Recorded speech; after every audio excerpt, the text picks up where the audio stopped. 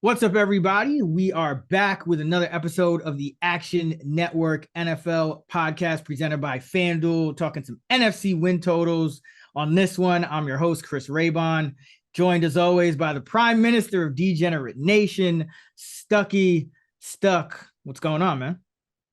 What's going on, brother? Yeah, it's good to be back again. If you haven't checked out the AFC episode, that's already out, and yeah, trying to crack the code of this NFC is certainly going to be interesting. But it's good to be back talking NFL, man. Excited to get into Yeah. it. I feel like this is a good exercise for us because I think last year, I know we unearthed the Cardinals and we both bet that. And that was like one of our only win totals. And that was easy. So, and we were kind of on the same page with a lot of our AFC thoughts, at least at this early juncture. So let's see if we stick to it with the NFC or if we have some disagreement. NFC is pretty bunched up. So it should be interesting. And one note, let me say this off the top. The NFC this year, each team has 9 road games and 8 home games. Of course, teams are now playing 17 games. So in addition to the NFC not being as top heavy as the AFC, a lot of these win totals, you're going to see a lot of 7.5, 8.5, 6.5. That's also somewhat to do with the fact that they have an extra road game. So let's get right into it. Start with the NFC East. Got the Eagles up top coming off that NFC title.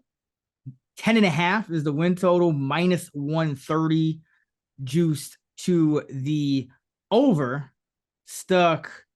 What are you thinking about this Eagles squad who did lose some pieces on defense? They were deep, but what are you thinking here? Yeah, lose some key pieces on defense. Lose both coordinators. Schedule's going to get a little more difficult. Last year, they had the easiest schedule in the NFL per my numbers, and they didn't even play anybody in the playoffs either. So this is a team that I was looking to sell.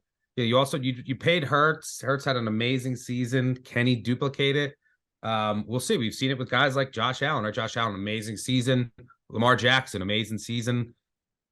People get film, especially with what they want to do with guys like Allen, Jackson. You see it in the next year, it's not as good. So I feel like this is the peak of the Eagles' value, especially with who they got to play last year.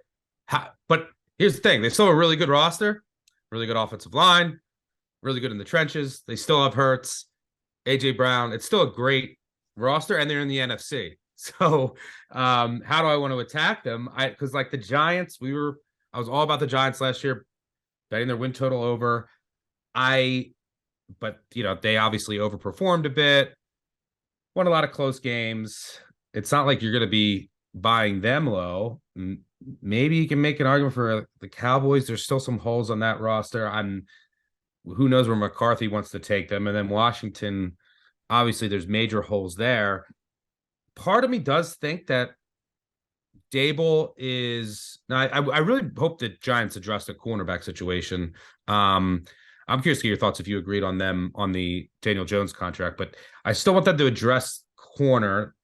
But part of me thinks that Dable is going to be like the Vrabel of the NFC, right? Like just no matter every year from coaching and scouting. And I can think this one of two ways. Like, all right, what he did with Daniel Jones and simplifying everything. Now teams have film on it.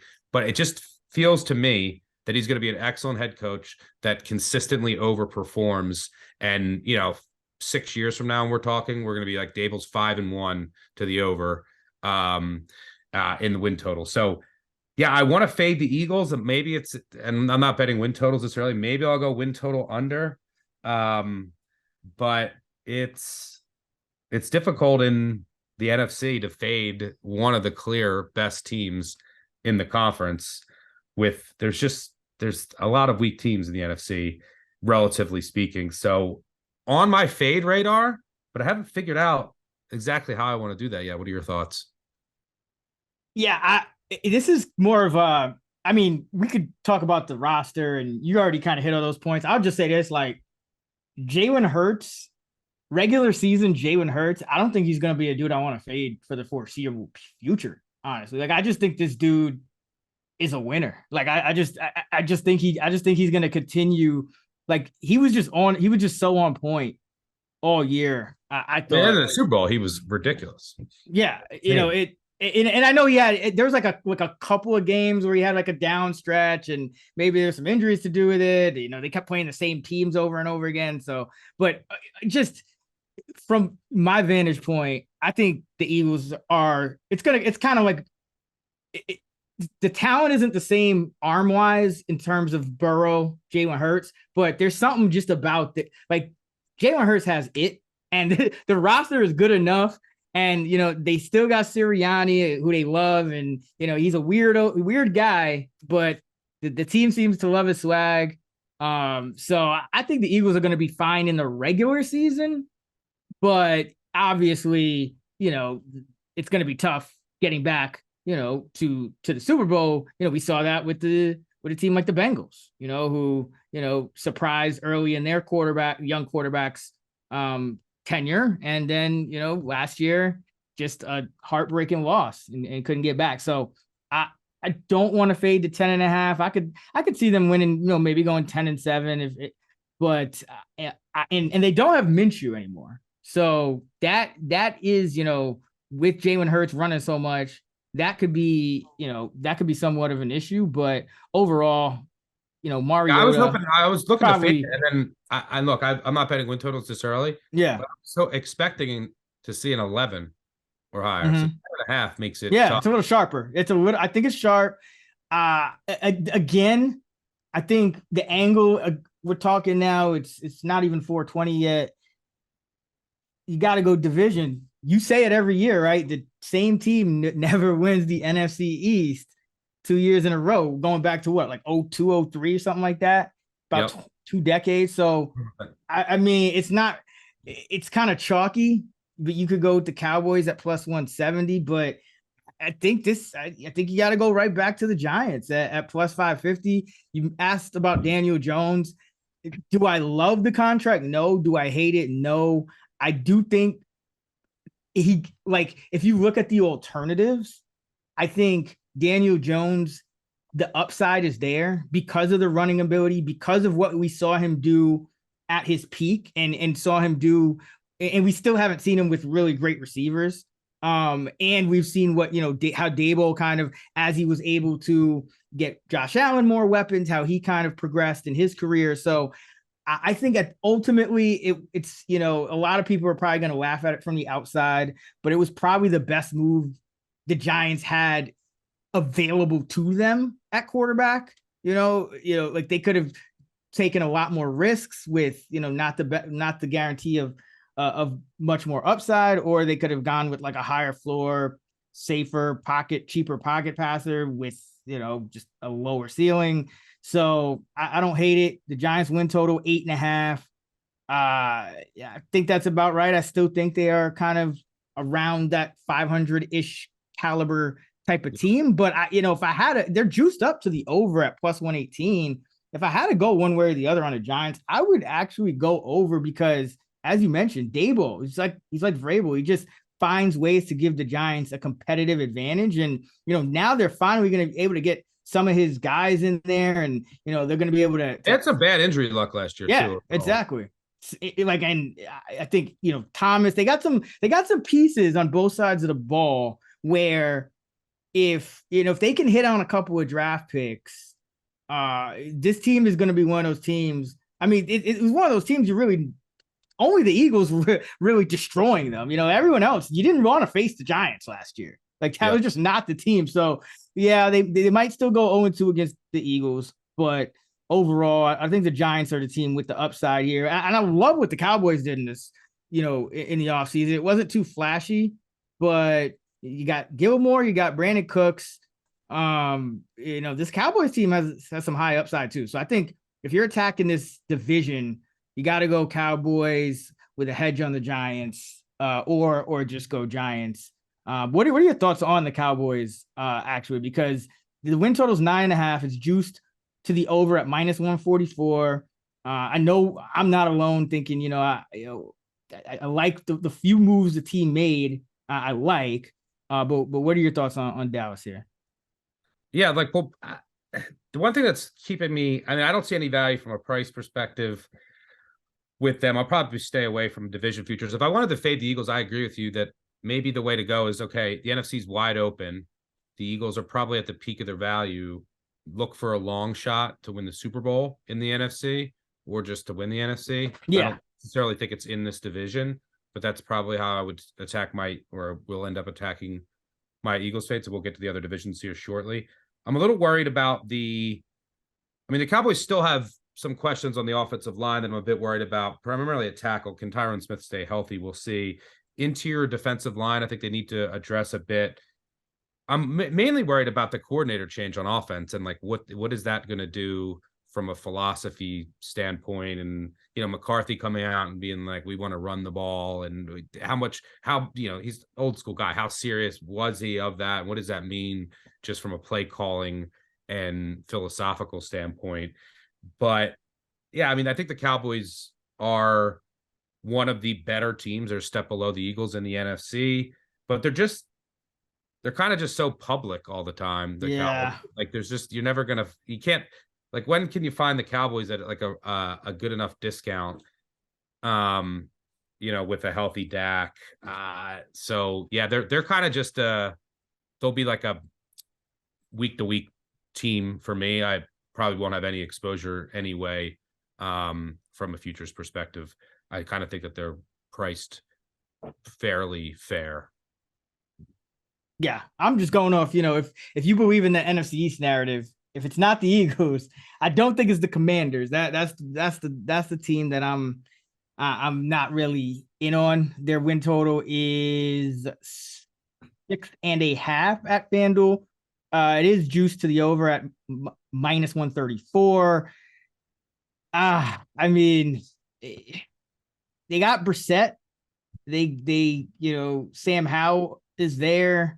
There's no Carson Wentz, so I guess that's addition by subtraction. But I think Washington's still the fourth best team in this division. And, if it's, Giants, or if the Giants are the third, I think the coaching really separates, those two teams. And I think the Giants are still in a better spot at quarterback with Daniel Jones, obviously. So, Washington, maybe they get above, maybe they get to that 7 wins, but I don't see any value in Washington division or win total. Yep. Yeah, nothing too actionable here for me. I think that the Eagles I think that the Eagles could be, like you said, vulnerable in the postseason at the peak of their value, but I don't want to attack them in this division. And I don't think I'll end up playing their win total under at 10.5. Yeah. So that potentially just might lead to another future in the NFC. And I think the NFC, like we mentioned in our AFC episode, some of the teams that we, could see taking a flyer on, those are the teams you got to be like second tier with a really good quarterback and a quarterback with the potential to play at an elite level. In the NFC, that's not necessarily the case. And you might want to just bet a future to win the NFC, but if you can get into the NFC playoffs, you don't necessarily need an elite level quarterback to make a run in this conference. So that's maybe how I'll attack an Eagles fade in an indirect manner, which I guess is a nice transition into our next division. Yeah, we got the NFC North, and this division, this and the NFC South are going to be very, very interesting. So I want to spend some time here, and we will start with the division favorite, Detroit Lions. 9.5 is the win total, minus 132, juice to the over. It sucks that the market has kind of caught on to the Lions. I know we've kind of liked them these last few years, or this last year or so, and I don't disagree. I think when you look at this division, the Vikings were a fraud last year. The Packers are likely going to be without Aaron Rodgers. We'll get to the Bears because I do want to talk about the Bears. I think they have some upside as well. But this Lion team, give me some thoughts here, because I like the roster, like the coaching staff, And they added guys in the secondary, which is what they needed to do. Sutton, Mosley, Gardner Johnson. If this team could just not defend at a bottom 5 level, they still have the Jared Goff road, in the cold situation to worry about. But I think the secondary can go a long way to helping them out. Yeah, I love their secondary signings. They're when their receivers are healthy, look amazing on paper. We know about their offensive line and the potential there, one of the better ones in the NFL. And then you saw last year with some of their young defensive players that flashed, and Malcolm Rodriguez, Hutchinson, even like guys like Kirby Joseph. I'm a big fan of Ali McNeil's potential. So they had a lot of guys that I think could take a leap on that side of the ball. And yeah, this team's extremely dangerous.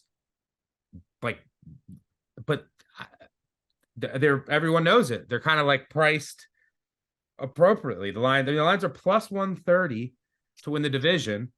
The Vikings are plus 310. The Bears are plus 320. The Packer plus 410. So as much as I love the Lions, it's still Goff, and there's still some questions on this defense. I do think that they're clearly the best team in the division, but there might be an opportunity to fade them here at their peak, or maybe not. Are you just dead set on the Lions or winning this division? It feels like they're a bit fadeable here. Yeah, I don't think there's a ton of value here. Like I would lean over, but at minus 132, you're not really getting any value at the 9.5. I'm looking at their road schedule, and it is interesting because they play Dallas on the road, New Orleans on the road, the Chargers on the road, and Tampa on the road. So they have quite a few non-cold weather road games. They do play the Ravens. They do play the Chiefs. We'll have to see when exactly they play the Chiefs.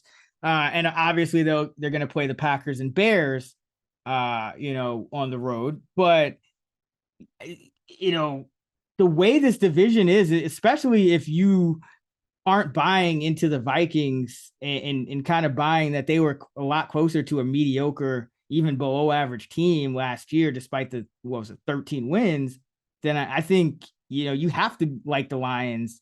And I think, gun in my head, they probably do win double-digit games here. So not a ton of value, but the team I really like in this division is the Chicago Bears.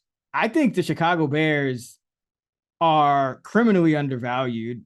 Their win total 7.5, minus 132 the over. So they're 2 behind the Lions.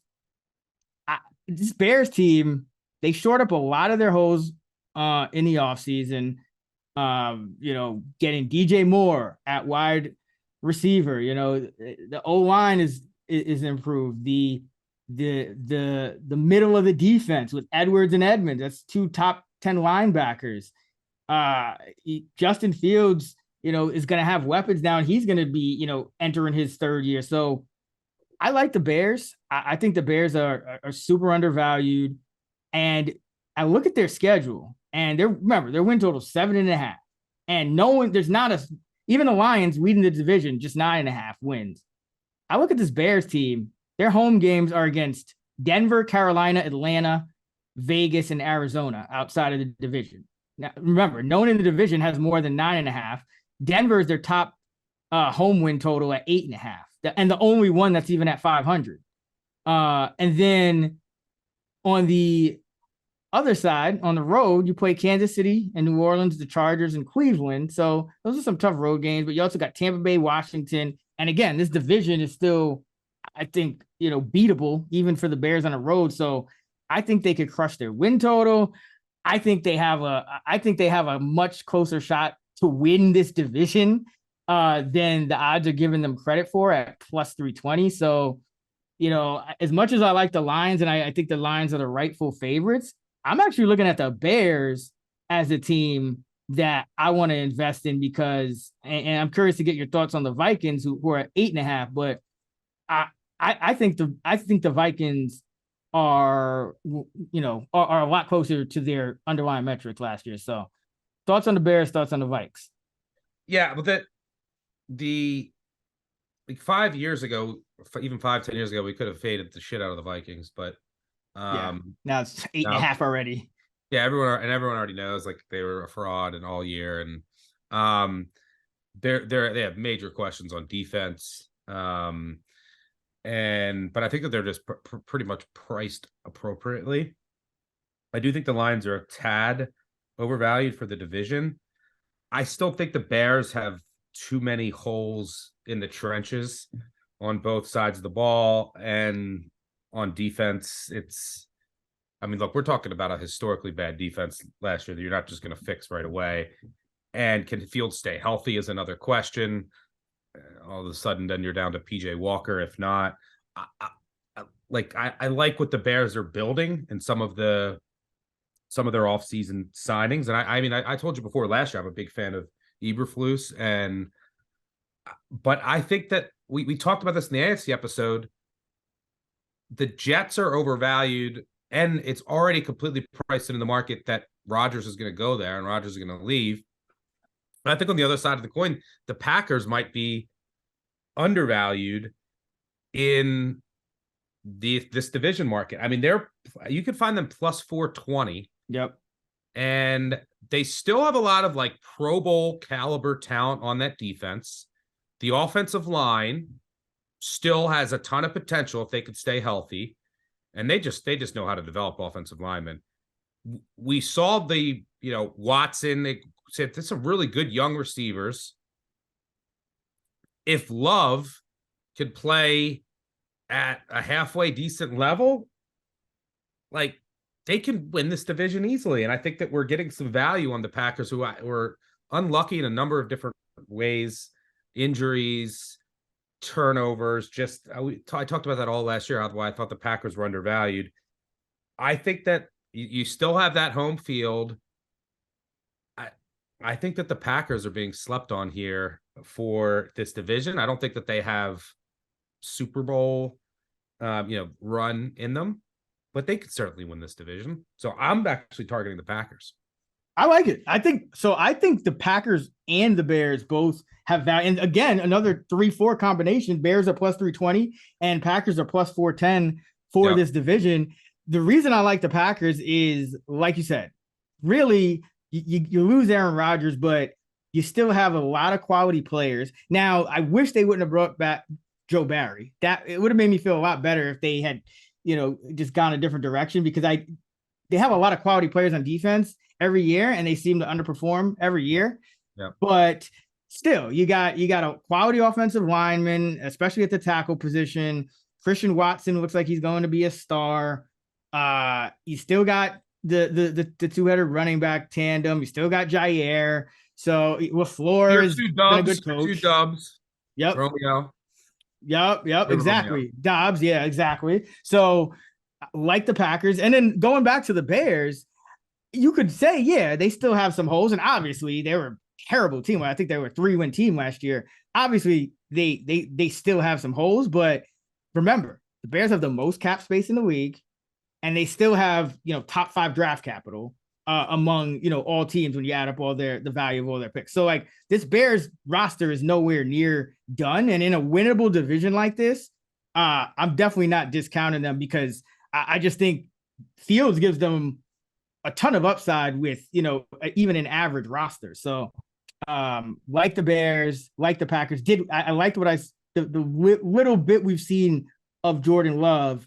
I think it would be enough to potentially pull through in this division that is very close. Let's not kid ourselves here. So yeah, I'm on the Bears and I'm on the Packers. I think you fade the Vikings at 8.5, and I think the Lions, people are just kind of onto them. They should be the favorite, but I think last year buying them at their peak, which is crazy to say the right. Lions, but everyone knows it, and the market has priced it accordingly. But I don't hate your Bears argument. I'm just going to trust.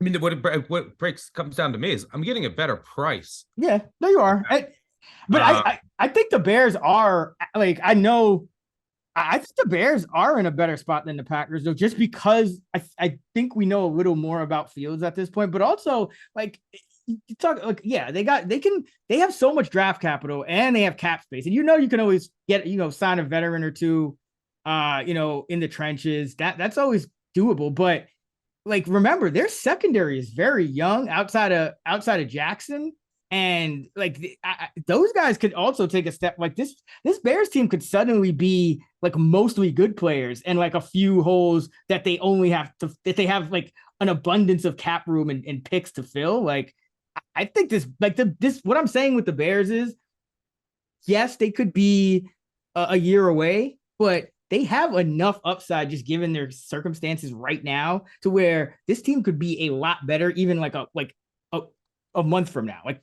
2 weeks from now after the draft. This team, we could be like, oh wow, these Bears, like they look crazy right now. So that's why I'm still on the Bears too. I agree with the Packers. Yeah, you're I think giving you're more have a little bit more faith in their defense than I do. The problem is then if their defense is horrific, what does that mean that Fields has to do? Every week, he's got to be Superman, and he's running around trying to make plays for the entire game. Like there's no break. You have to win games in the 30s, in the 40s. So there's so much injury risk when that happens. Like you saw that, like I think back to the end of the Falcons game. He's taking hits with like 20 seconds ago trying to get down the field. Like there's just no break, and like because you're getting zero stops, and you can't just like I am extremely worried about their defense. Linebackers only go so far. But I think you're shortchanging. I mean, because like, all right, Jackson's still a good safety. Jackson's still a very good safety. Brisker is a what is he? A day 2 pick who was pretty good last year. You got Johnson, you got Gordon, you got like Vildor is not terrible either. And like remember, they're gonna draft guys. Like I just think this Bears defense is gonna look a lot different. If their defense could just like play below average, Billings, you're gonna be right. Walker. Last year they were historically bad. So they got to make a decent sized jump here, and like signing a couple linebackers to me. But they also got Walker. They on the D line. They got Billings on the D line. Both of those guys were graded out as top 25 players at their position. And then move the needle for me. Huh? You're gonna say that. I don't trust their corners yet. We'll see if Johnson can stay healthy. And I don't trust them. They get pressure. But I don't mind the argument. I don't think the Vikings are the answer. So it comes down to Bears or Packers, I think. You're going Bears, I'm going Packers. I trust the Packers D, and they're priced more, but it's a quarterback league. And you're right that you can you have, as of right now, we have more data, and just we've seen Fields do it, and we haven't really seen Love do it. Very, very limited sample size. So at the end of the day, it could just be the quarterback's the difference, and then you will be right. So yeah, two sides. However, if you're listening, those are the kind of two sides to two of the teams in a division that we're attacking. But how about Lions Super Bowl futures? You're going to hear a lot of that. Oh yeah, I mean, hasn't Jared Goff already taken? I like NFC title because I think the NFC is so wide open. And, to your point, I think the AFC, regardless of which NFC team makes the Super Bowl, they're probably going to be an underdog to one of these AFC quarterbacks. So I like the idea of betting on the NFC title. And we've seen Jared Goff win it before. So yeah, I'm on board. Yeah, but if right now you were to say, maybe this is a good transition into like who's could win the NFC. And like you start with the Eagles, obviously, and then who are the next teams that you feel comfortable throwing out there?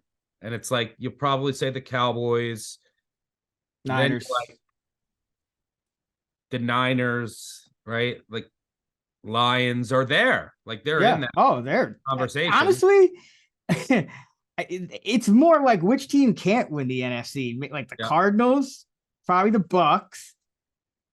Like the Rams, I think lost too much. Like I could see the Packers and the Commanders if Jordan Love ends up being very good. Yeah, And I can see the Bears winning the NFC. That's what I'm trying to say. Like there's so much. Bears can't win the NFC. I think the Bears could win the NFC. I'm kidding. I'm just trying to. I mean, like Justin Fields essentially has to go like make like a Jalen Hurts type week. He got it, DJ Moore. They're not finished yet. So like I think the way the Packers path is a little bit more like a high floor path. It's like if my Bears prediction just completely tanks and we're right about the Vikings are just that mediocre team and the Lions are just like maybe Jared Goff blows a couple in the cold weather, whatever he does. Like the Packers are like that high floor team that they're gonna be competent. And like if a couple of things break their way, they could easily get a lot further than I think people think. So yeah, I don't mind the Packers at all. But like I'm looking at the NFC right now, and honestly, I think the teams that can't win it, at least right now, Arizona, Tampa, Washington. You're gonna tell me Atlanta can, but Atlanta can't. Atlanta can. Oh my gosh! With who? Is Desmond Ritter quarterback? No. Atlanta probably can't win it, but Atlanta can probably go a lot farther than people think. Even the Vikings could technically win it. Yeah, no, that's what I'm saying. Like that's why I like NFC title bets more than Super Bowl futures, because you get a Super Bowl future, it's like you're kind of stacking the odds against you in the sense that like it's already wide open in the NFC, and now even if you do hit gold, now they still probably got to beat Mahomes or Burrow or Allen or Herbert or somebody like that. So yeah, I like the NFC odds for this. I like the conference championships for the NFC. AFC, I'm a little more inclined to go Super Bowl for the top teams, division for the other ones. But yep. All right. So yeah, the Vikings, to be clear, the win total is 8.5. I think we mentioned that. Bears 7.5. The Packers are also 7.5. So everyone's bunched up. Let's go to the NFC South now. Another one that could go any which way. Let's start with the New Orleans Saints. They are the favorite. 9.5 is the win total. I think the funniest thing here for the Saints, because the Saints are set up reasonably well. I mean, I'm not a big believer in Derek Carr at this stage. I think he is what he is, pretty mediocre. He's going to have some good days and some bad. I don't think he's going to be a massive difference from Andy Dalton, to be honest with you. But the schedule is very, very favorable for the Saints. But I thought this little tidbit was pretty hilarious, given that everyone's so high in the Saints. Dennis Allen has never gone over his preseason win total, 0-4. So I guess that's like the biggest negative you could kind of throw at the Saints, because their schedule is easy, the division's easy. But what do you think about this Saint team? Yeah, I think that they're overrated right now. Like there's still some, like I have questions about their defensive front. They lost a lot of guys. A lot of guys. Ellis, Anyamata, what was it? Shai Tuttle. Yeah, and Cam Jordan is not the same player that he once was. And like the offensive line, there's still some questions there. It's not an amazing roster. It's like they're an average team. I think they're priced about. I think they're a little high on the win total, but like they're close to even money to win the division, which I think is attackable. The Bucks, the Bucks are like 5-1. I can't make a case for the Bucks. So then it comes down to, do you fancy the Panthers or Falcons? Panthers are like plus 300. The Falcons are plus 350. I was going to go Panthers if they drafted Stroud. I think Stroud was a better fit. I think they're going to draft Bryce Young, and I think Stroud is a better fit for Reich. But like you're like Adam Thielen instead of DJ Moore. Thielen, all the signs are like he's gone like this. So like you're going to rely on him to be your number one. That's not good. I do like some of the things that they could potentially do on defense. The Falcons, I think you're going to make the case for them. Oh yeah. I mean, it just comes down to like, is it Heineke? Are they going to, who's the quarterback? I'm not a Ritter guy at all. And they need to get an edge rusher. They have the past 2 years, 16 teams have double the sacks that they do. That's insane. The Raiders have the second fewest sacks. They have like 30 more than the Falcons, and they didn't address that. But the secondary has potential. But there's no edge rush, and I don't believe in the quarterback. So like it's hard for me to get behind them. And then the Panthers are gonna have a rookie quarterback. I kind of wanted them to get Stroud, but they're gonna go young. And then I didn't love the Thielen signing. So now I'm kind of soured on the Panthers. So maybe you can sway me on the Falcons and make your case. So here's my thing with the Falcons. Last year, they had Marcus Mariota and Desmond Ridder, and they still finished number 13 in offensive DVOA. They were number 3 rushing team. So we know they're going to be able to run the ball. Yeah, they got a couple of linemen coming back from injuries, but their O-line can really run block, and they can they get a lead on you. They are to play. So if you look at, they have 4 of their 5, actually all of their 5 starters right now. If you look at PFF grades from last year, they're all top 14 or better at their position. Like they across the board, you got Matthews, Hennessy, Dowman, Lindstrom, McGarry. It's a real strong offensive line. Drake London, premier talent at wide receiver, enter in year 2. Kyle Pitts, premier talent at tight end, essentially another wide receiver. Algier turned into a very good running back. They upgraded that spot opposite London with Mac Hollins. I think they still have more work to do, but like Mac Hollins is still better than whatever Demiri Bird and it was Brian Edwards and all that.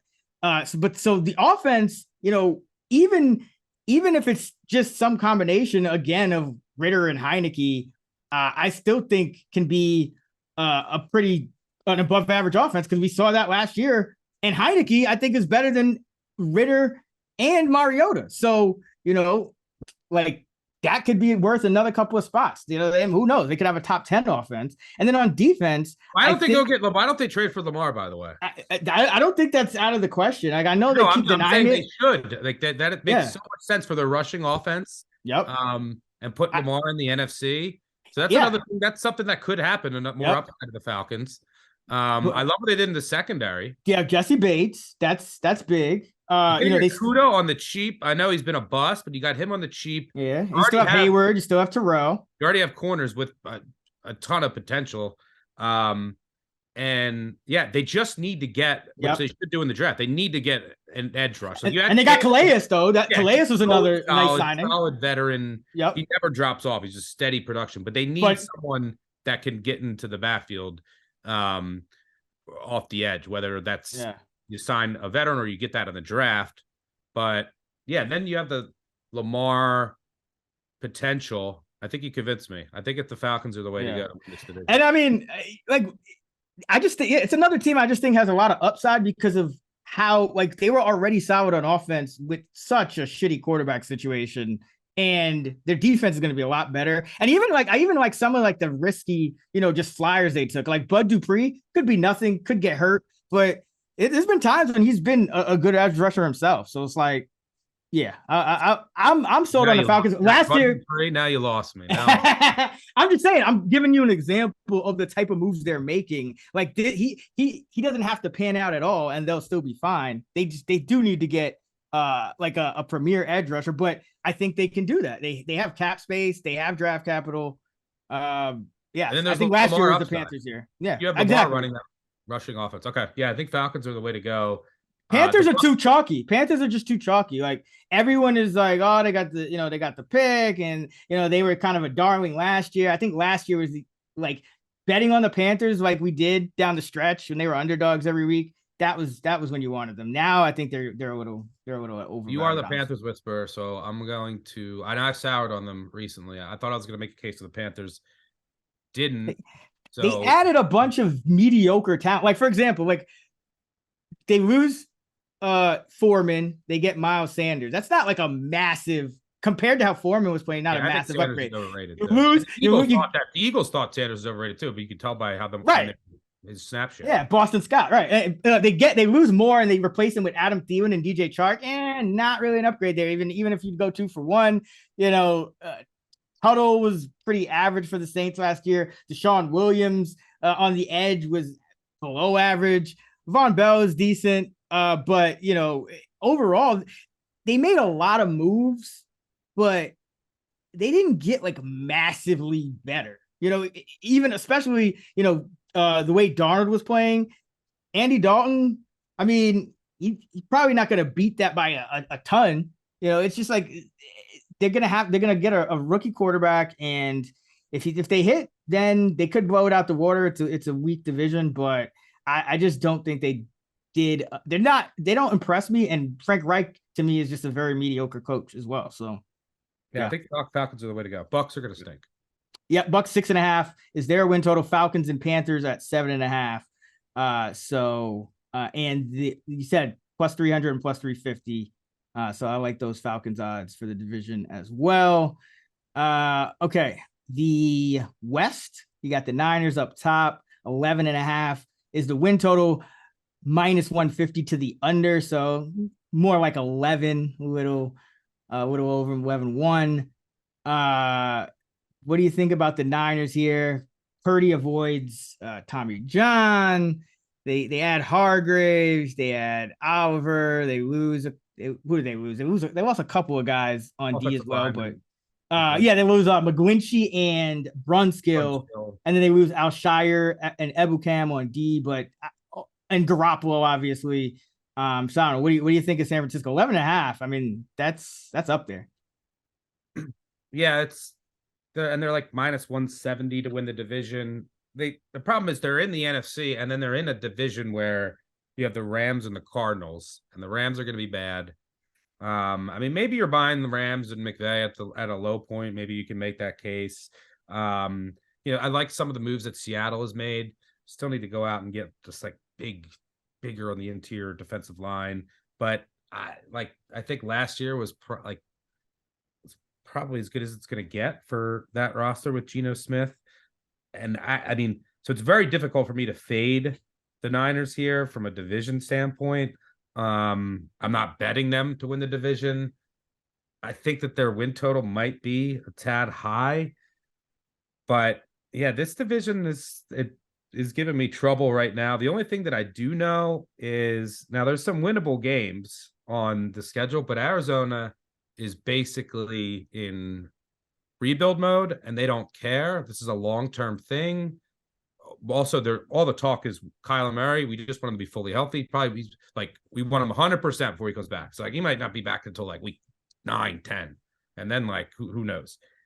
And you boot a Baker now. I mean, look at that defense. You want to talk about a historically bad defense? As of right now, and Gannon's going to take a while for him to get his guys to fit his scheme.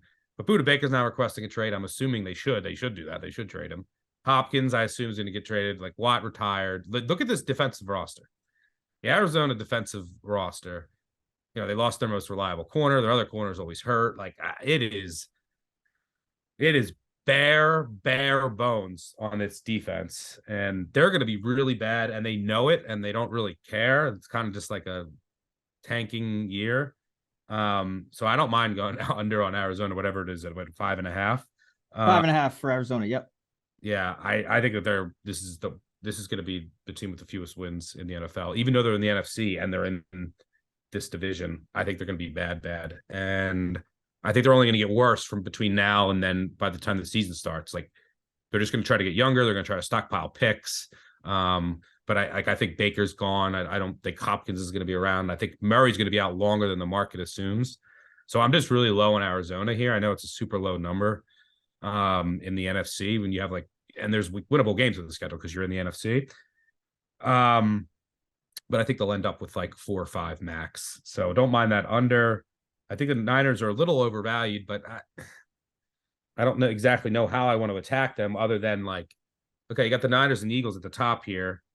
If you want to take a shot on another team in the NFC, some of the teams that we mentioned, that's maybe how you indirectly do it. What are your thoughts here? I think I think the Seahawks are a team that you can attack the Niners within in the division. I actually don't think they peaked because if you look at Seattle, they still got the receivers on the outside in Metcalf and Lockett. They still got on the other side, they still got Diggs and Adams back at the safety position. Wagner somehow still playing at a high level. You But also had some rookie corners that flashed. that's what I was about to say. You have got like Tariq Woolen was already a stud, and he could get better. Jackson and Bryant as well, and you also have Cross at tackle. Year two tends to be when these guys make a jump. Remember, like Andrew Thomas was like, year one, and then Abe Lucas was actually pretty solid already in year one. So like you could suddenly have like two premier bookend tackles, premier cornerbacks, premier safeties, premier receivers. Kenneth Walker's a stud of a running back. I love what they're doing with the roster. My question is, can you expect Gino to duplicate what he did? That's what it comes down to. So if he falls off, then it doesn't really matter the upgrades on the rest of the roster because your quarterback is falling off. You know what I think Gino reminds me of? Especially because Pete Carroll's a pretty good coach, 8-4-1 to the over on his win total. I think Gino reminds me a little of Tannehill in terms of I don't think he's gonna ever like fall off back to like Jets Gino or something like that. I think he's gonna give you solid play, and I mentioned all of the like what they have around him. I think that's part of the reason he was able to do what he did even last year. I mean, you give him two stud receivers, you give him two young tackles that could potentially be studs in the future. You give him a bunch of good tight ends, a good running back, a good coach, a defense that creates turnovers. I mean, I think Gino can. And like we've seen this with the Niners. Shanahan has never gone over the win total 2 years in a row. They always seem to have something go wrong for them just when they're sitting, just when it's looking like they're, the cream of the crop. And we kind of started to see it in the playoffs last year, obviously, but 11.5 is so high. And they're kind of looking like, they're listed as somewhat prohibitive favorites, -170. So yeah, I think the Seahawks are the only, really as you mentioned, the Cardinals are going to be crap. And I think the Rams just lost too much, like Ramsey, Taylor Rapp, just too many guys for me. Roster's thin. Yeah. So, and by the way, Seattle, the second most draft capital when you combine the value of all of their picks. So there's another team that we're already raving about their roster now. It could look even better in a couple of weeks after in a week or so after this draft. They got the number 5, the 20, the 37, the 52, the 83, and the 123. So they got 4 picks in the top 52, 5 in the top 83, and then another handful of picks in day 3. So I really like Seattle. I think Seattle's win. This is one of those teams. Their win total right now is 8.5. One of those teams that I could see their win total jumping up to 9 by the time the regular season comes around. So Seattle is a team that I'm investing in. That's fair. Yeah, if you're gonna fade this Niners team, which I think is a tad overvalued, that's the only answer. Like I can't make a case for the Rams, and certainly not the Cardinals. Wait, what do you think? Like regarding the Rams, because their win total is 7.5. I know we were low on the Cardinals, and we think they might be like a 2-3 win team, but and 7.5, it is juice to the under, but is it that high for the Rams? I think the Rams are a notch below even teams like the Falcons, Bears, and Panthers at this point. Yeah, I didn't break down. Let me see. Let me look at their schedule. Like, I got it in front of me. So their home games. They have a bunch of easy. Well, no, I guess not necessarily. Philly, New Orleans, Cleveland, Pittsburgh, Washington at home. That's not that easy when you add in San Francisco and Seattle. And then on the road, they got the Bengals, the Cowboys, the Ravens, the Giants, the Packers, and the Colts. It's not terribly easy. Yeah, I probably will come in when I Like refine it, I'll probably come in a little lower, like around 6'8", 6'9". Yeah, about 6'8", 6'9". That's what I was thinking. So yeah, I would probably lean under there, And not much draft capital either for the yeah, they Rams. have no draft capital. Yeah. And yeah, so yeah, I would lean under that. So yeah, if we're a little lower on the Rams and Cardinals and Niners, that does leave Seattle as a logical choice. And I think elsewhere, you made the case for the Falcons. I'm on board there. And then in the NFC North, you made the case for the Bears. I did so for the Packers. And then I think we're also on the same page that, like, just as a broad statement in the NFC, like the Eagles and Niners are, clearly in that discussion of like, hey, look, we're the teams that most people are going to say pick to get to the Super Bowl. But I think as a result, if you want to indirectly fade them, I think the Seattle case makes sense.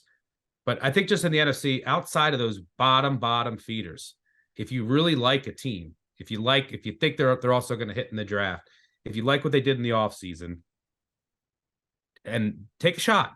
The NFC is worth taking a shot on, especially just to win the conference. It's that wide open, and a team that just sneaks in as a wild card can win 2 to 3 games and get to the Super Bowl in this conference. So yeah, I think we're on the same page for the most part, and then except Bears versus Packers. That'll be our little... I mean, and don't get me wrong. I think I'm gonna be invested in both of the Bears and the Packers. My point, I want to fade. I want to fade, Minnesota, and I want to fade Detroit just because I think the public's kind of caught on to them. But I think it's a wide open division. Yeah, you make a good case to Seattle's. So like, I also think Arizona. I mean, who knows what the Rams do? The Rams could trade like Stafford, right? Like exactly. They could buy him out too. I think Arizona's going to trade guy. Like they get. Why is Hopkins still on the team? Why is Budda Baker, who's publicly requesting a trade? You're starting over. So I think that Seattle, and then we mentioned Seattle's draft capital. So that's a price that could get, that I think right now is probably the best you're going to get.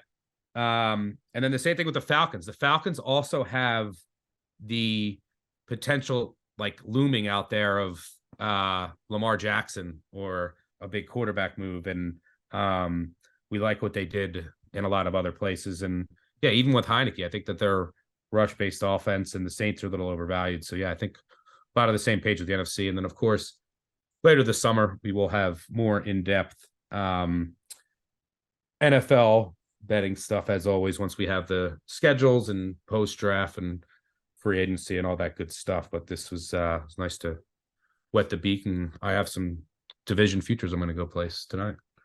Yes, sir. All right. It was always a pleasure, Stuck. You guys can find Stuck on Twitter at Stucky2. You can find me at Chris Raybon. You can find us at those same handles on the free award-winning Action Network app, where you can follow our bets or track all of yours. Be sure, again, to listen to our AFC Win Totals pod. It's out right now. Until next time, let's get this shmoney.